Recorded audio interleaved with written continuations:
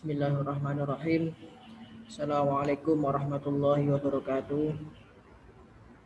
Hamdan wa salaman amma ba'd. Sebelum kita memulai perkuliahan, kita berdoa dulu membaca surat Al-Fatihah.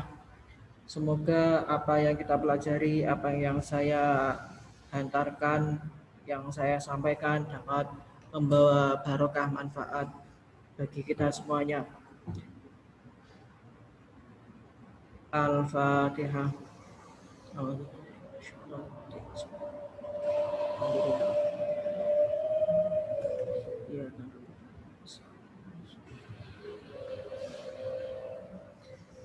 Langsung saja untuk pertemuan kali ini saya akan membahas tentang salah satu dari pendidikan Islam, yakni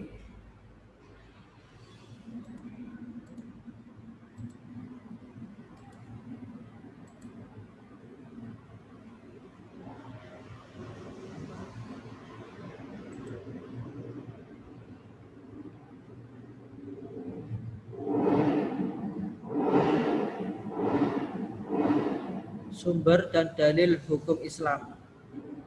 Bahasa Arabnya itu masadirul ahkamis syar'iyyah.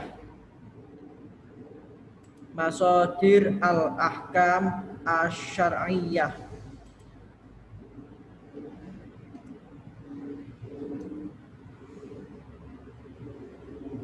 Sumber hukum Islam itu yang pertama adalah Al-Quran. Mohon maaf agak berising.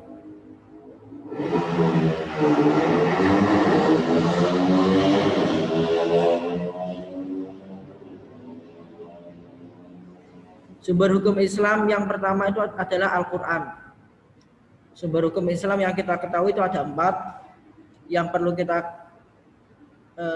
yang wajib kita yakin ada 4: Al-Quran, As-Sunnah, Ijma' dan Qiyas.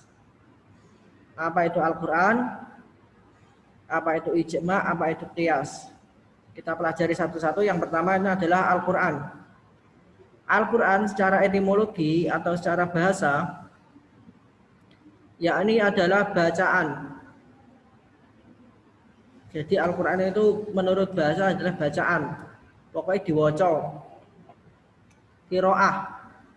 Kalau menurut usul fikih, Al-Quran itu adalah kalam Allah yang diturunkan dengan perantara malaikat Jibril kepada Nabi Muhammad SAW dengan bahasa Arab, serta membacanya dianggap ibadah. Jadi Al-Quran itu, kalau kalian mendengar cerita atau pelajaran sejak kecil, itu wahyu yang diturunkan melalui malaikat Jibril kepada Nabi Muhammad, dan Al-Quran itu berbahasa Arab.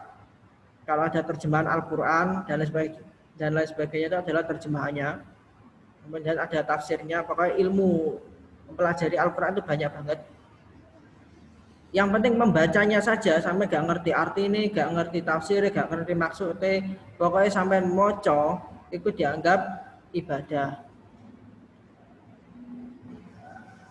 Kemudian isi Al-Quran itu garis besarnya apa saja? Dalam Al-Quran itu garis besarnya ada, yang pertama itu tauhid. Tauhid itu ilmu ketuhanan atau ilmu kalam yang membahas tentang ketuhanan, tentang akidah dan lain sebagainya. Kemudian yang kedua tentang ibadah. Ibadah itu apa saja? Ibadah yang kalian ketahui atau yang kalian sering lakukan itu mungkin adalah sholat. Tapi kalau secara runtutan, ibadah itu yang pertama itu adalah toharoh atau bersuci. Dalam kitab fikih, baik kitab fikih itu mulai dari yang paling bawah, entah itu fikih terjemah, entah itu fikih kitab kuning, entah itu fikih kitab gundul atau kitab napegon, itu mulai dari kecil tipis apapun, mulai dari safinah, matan safinah, sampai yang besar, al-fikihnya Imam Syafi'i, dan lain sebagainya, itu yang bab pertama pasti toharoh, pasti bersuci. Kemudian yang kedua, bab yang kedua itu pasti adalah sholat. Dan sholat itu kan banyak banget, mulai dari sholat fardu, sholat sunnah, sholat jenazah, dan lain sebagainya. Bersuci itu juga bersuci mulai dari berwudu, mandi besar, kemudian tayamum, dan lain sebagainya. Setelah bersuci, kemudian sholat, selanjutnya adalah zakat. Zakat mungkin yang kalian ketahui atau yang kalian familiar dengan kalian itu adalah zakat fitrah. Tapi sebenarnya zakat juga banyak. Zakat fitrah itu kan wajib untuk seluruh umat manusia, untuk seluruh muslim. Ada lagi zakat mal. Zakat mal ada zakat ternak, zakat panenan, kemudian zakat barang temuan, dan lain sebagainya. Setelah zakat, puasa yang fardu kan puasa Ramadan. Selain itu ada yang fardu, ada ya puasa nadar, puasa Ramadan yang bolong-bolong, qadai puasa Ramadan. Kemudian setelah itu puasa sunnah. Puasa sunnah banyak banget. Mulai sunnah Syawal, Senin Kemis, kemudian Tarwiyah, Arafah, Asyura, Tasu'a, dan lain sebagainya. Yang terakhir adalah haji. Haji ini bagi yang mampu, bukan mampu uangnya saja, dan mampu untuk berpergian dan lain sebagainya. Ya, semoga kita bisa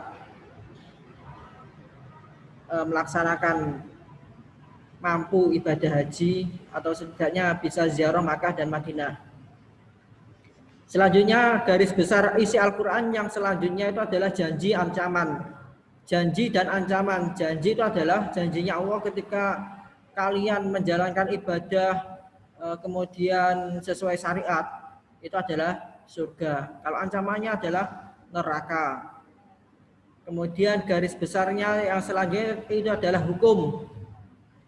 Hukum-hukum yang ada dalam Al-Quran banyak banget, nanti dijelaskan setelah screen yang ini. Yang selanjutnya sejarah. Dalam Al-Quran itu juga pasti menceritakan sejarah-sejarah masa lalu. Dan contohnya tentang Luqman Al-Hakim, itu kan juga sejarah. Yang mana itu adalah bukan Nabi dan bukan Nabi juga, yang 25 yang wajib diketahui. Kemudian Nabi Khidir itu juga ada dalam Al-Quran. Nabi Lut, Nabi Isa, Bani Israel, dan lain sebagainya. Yang paling banyak itu tentang Israiliyat, menjelaskan tentang Bani Israel.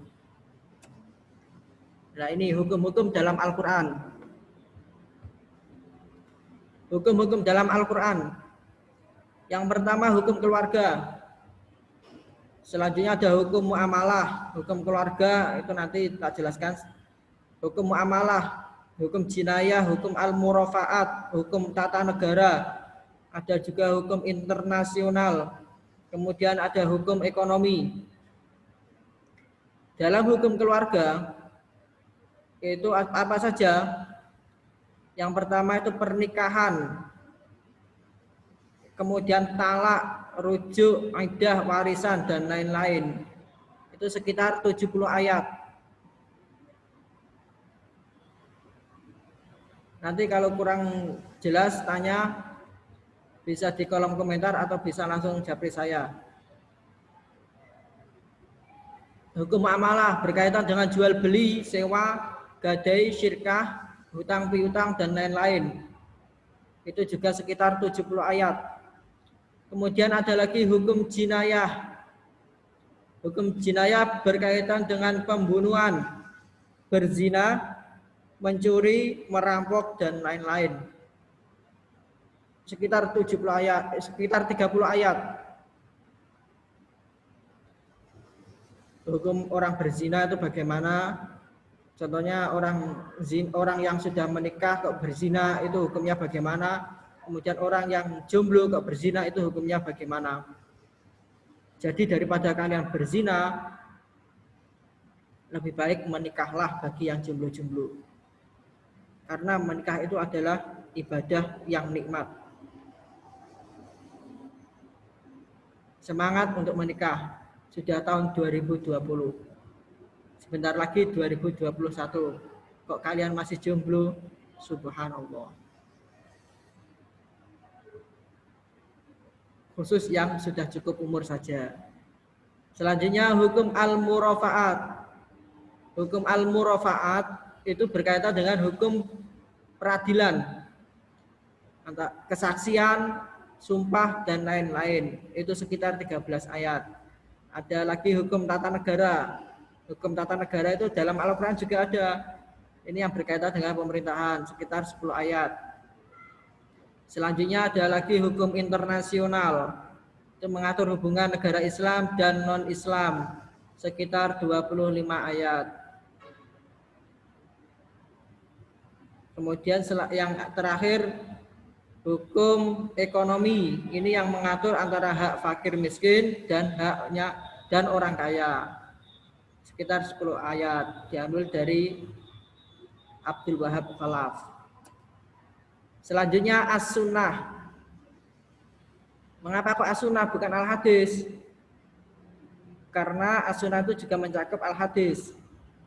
Hadis itu bagian dari as-sunnah.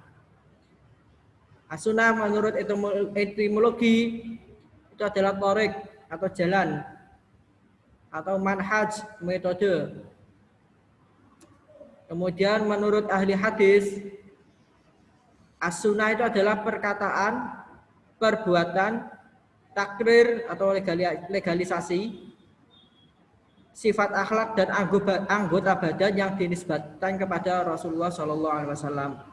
Al-hadis itu kan perkataan, kemudian perbuatannya fi'liyah, kemudian takrir, keputusan Kanjeng Nabi. Jadi as-sunnah itu ada 3 itu. Kalau menurut ilmu ushul fikih, as-sunnah itu adalah perkataan, perbuatan, takrir terhadap suatu perkataan atau perbuatan yang datang dari Rasulullah. Semua yang dari Rasulullah itu adalah as-sunnah. Dalilnya Bismillahirrahmanirrahim.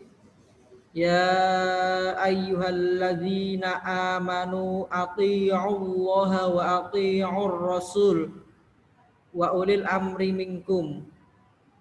Hai orang-orang yang beriman, taatilah Allah dan taatilah Rasulnya dan ulil amri di antara kamu. Ulil amri itu pemerintah.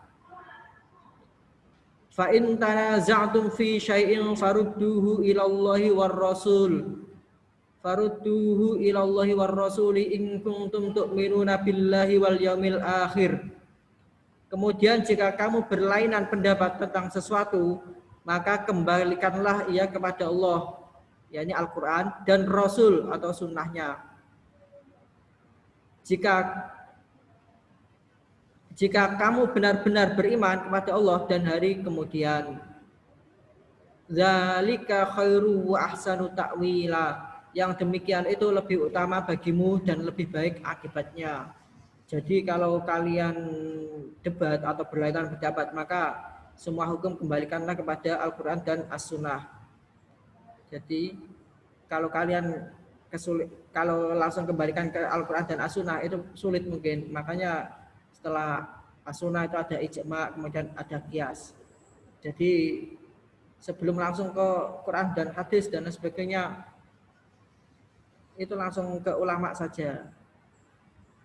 Kalau kalian kesulitan, ya tanya kiai. Karena kiai punya sanad yang langsung menuju ke Rasul. Jangan tanya al-alim, al-alamah, Syekh Google. Karena nggak punya sanad. Kalau Google boleh tanya alamat yang medianya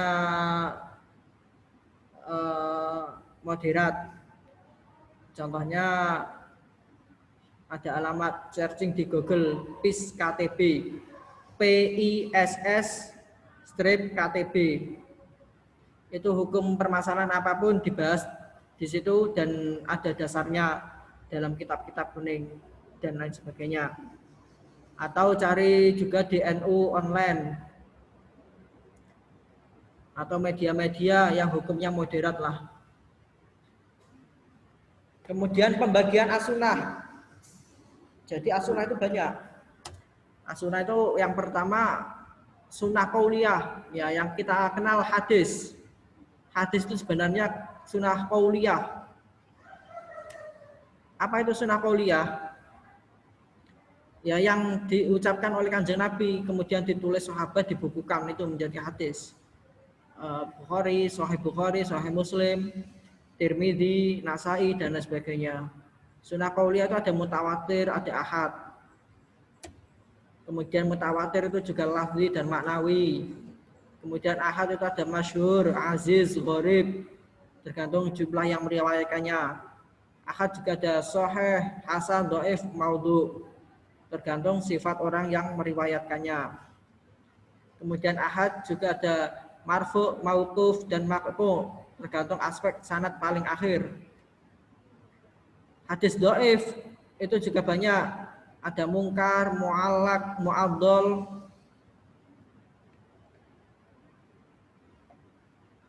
munqati', syadz, mu'allal, mursal. Kemudian sunnah fi'liyah yang kedua. Sunnah fi'liyah itu ada yakni pekerjaan Nabi yang bersifat gerakan jiwa, gerakan hati, gerakan tubuh.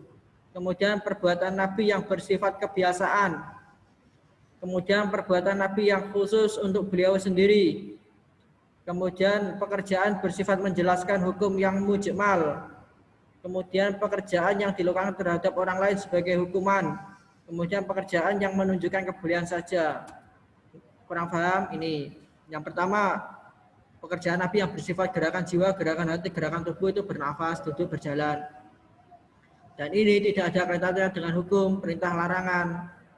Tapi kalau duduknya Kanjeng Nabi itu sunahnya bagaimana, jalannya Kanjeng Nabi itu bisa juga dengan teladan. Kemudian perbuatan Nabi yang bersifat kebiasaan, tata cara makan, tidur, dan lain-lain. Ini tidak ada kaitan perintah atau larangan, teladan, kecuali kalau ada perintah anjuran. Anjurannya Nabi sunnahnya makan memakai 3 jari. Ya sunnah, tapi dilihat yang dimakan itu apa.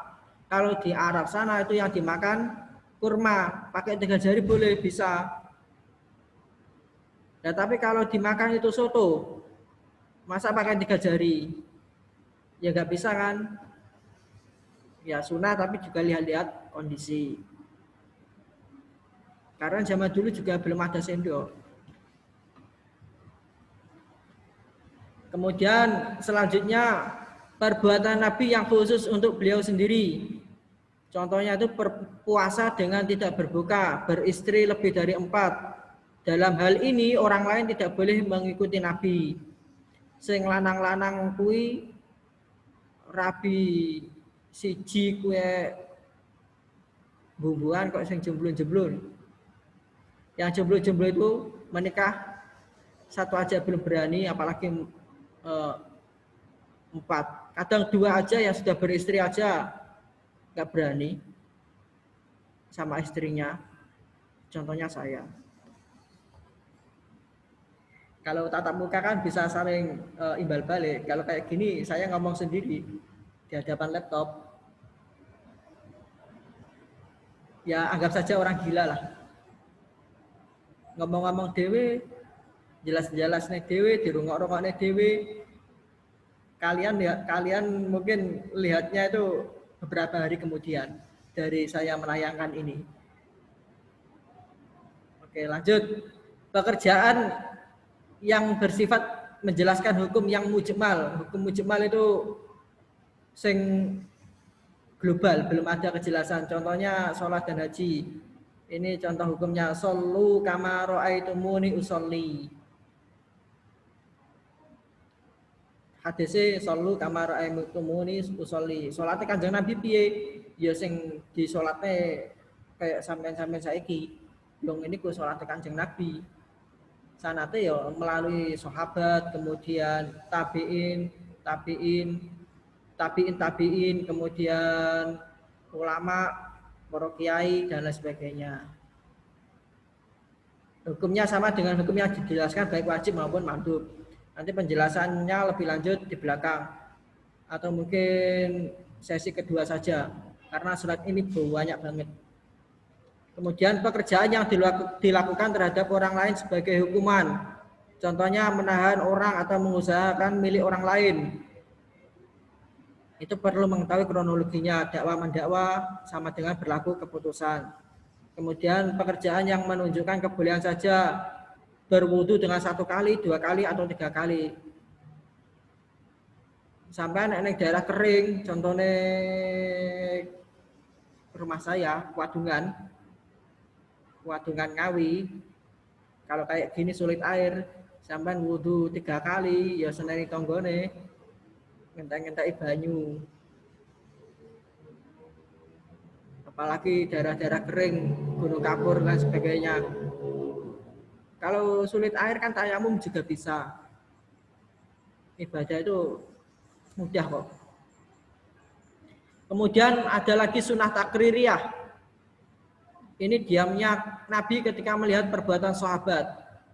yakni perkataan atau perbuatan yang didiamkan itu sama saja dengan perkataan atau perbuatan Nabi. Berarti Nabi menengahi kelakuan sahabat, berarti ya sudah disetujui sama Nabi. Syarat sah takrir ialah orang yang dibiarkan itu benar-benar orang yang tunduk pada syarak, bukan orang kafir atau munafik. Kemudian mempergunakan uang yang dibuat oleh orang kafir, contohnya mempergunakan harta yang mereka usahakan ketika masih kafir, membiarkan zikir dengan suara keras sesudah sholat. Ada lagi sunnah hamiyah yang mungkin kalian ini baru mendengar ini. Biasanya sunnah itu kan fi'liyah, qauliyah, takririyah. Ini yang hamiyah. Hamiyah itu sesuatu yang sudah diniatkan Nabi tapi tidak jadi dikerjakan. Contohnya Nabi ingin puasa tanggal 9 Muharram, tetapi beliau wafat sebelum tanggal itu. Walaupun keinginan itu belum terlaksana, sebagian besar ulama menganggap hal itu adalah sunnah. Kemudian posisi sunnah terhadap Al-Quran, ini ada banyak. Yang pertama tafsir al-mujmal, mendeskripsikan keglobalan Al-Quran. Contohnya, wa aqimus sholata wa atuz zakata warka'u ma'ar raki'in. Ini dalam Al-Quran, dalam hadisnya dijelaskan lagi, dideskripsikan sholat sing piye. Shollu kama ra'aitumuni usolli. Yang selanjutnya takhsis al-am, menspesifikan keumuman Al-Quran. Walladzina yutawaffawna minkum wa yadharuna azwajan yatarabbasna bi anfusihinna arba'ata asyhuri wa 'ashra. Menurut hadis Subai'ah al-Aslamiyah, lafaz azwaja tidak berlaku pada wanita yang hamil. Dalam sing iki menjelaskan tentang masa iddahnya wanita itu adalah arba'ata asyhuri wa 'ashra, 4 bulan 10 hari. Tidak berlaku pada wanita yang hamil. Mengapa kok 4 bulan 10 hari? Menurut penjelasan masa iddah wanita itu untuk mengetahui dalam 4 bulan itu kandungannya ada isinya atau enggak. Kalau ada isinya kan berarti menjelaskan berarti kandungan tersebut isinya dari suaminya yang terdahulu, entah itu dicerai meninggal atau cerai hidup. Nah, baru setelah 4 bulan itu baru boleh dinikahi kembali. Kan jelas itu anaknya siapa. Itu salah satunya. Kemudian yang selanjutnya taqyid al-mutlaq, mengikat kemutlakan Al-Qur'an. Contohnya wasariqu wasariqatu faqta'u aydiyahuma jazaa'an bima kasaba nakalam minallah wallahu azizun hakim. dalam hadis al-qat'u fi rubu'i dinarin fasa'idan. Sing maling ini menjelaskan tentang pencuri. Pencuri sing diketok tangane al-qat'u iku berapa kalkulasinya, kadarnya. Dalam hadis dijelaskan 1/4 dinar, rubu'i dinarin fasa'idan, 1/4 dinar atau lebih. 1/4 dinar itu dinar yang dulu ya, itu kan asli dari emas. Kalau dinar sekarang nggak tahu berapa kadarnya. Jadi sampai kok nyolong pitik siji terus diketok tangane ya ngesakno. Saiki nyolong duit akeh diketok tangane. Saiki kena HAM. Jadi kadang hukum Islam dalam Al-Qur'an tidak berlaku, tergantung negaranya masing-masing. Karena dalilnya kan jelas, ati'ullah wa ati'ur rasul wa ulil amri minkum. Ulil amri kita siapa? Presiden. Presiden punya dasar, yakni undang-undang dan Pancasila.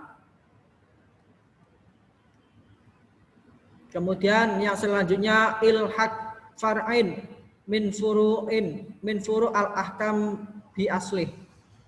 Mengikutkan salah satu derivat hukum dengan pokoknya yang terdapat dalam Al-Qur'an.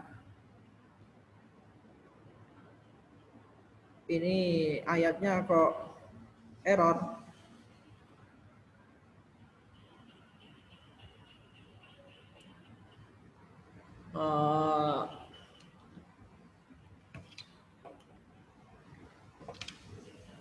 Untuk masalah ijma dan qiyas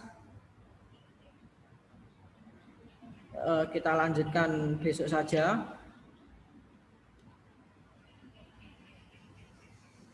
Untuk pertemuan selanjutnya.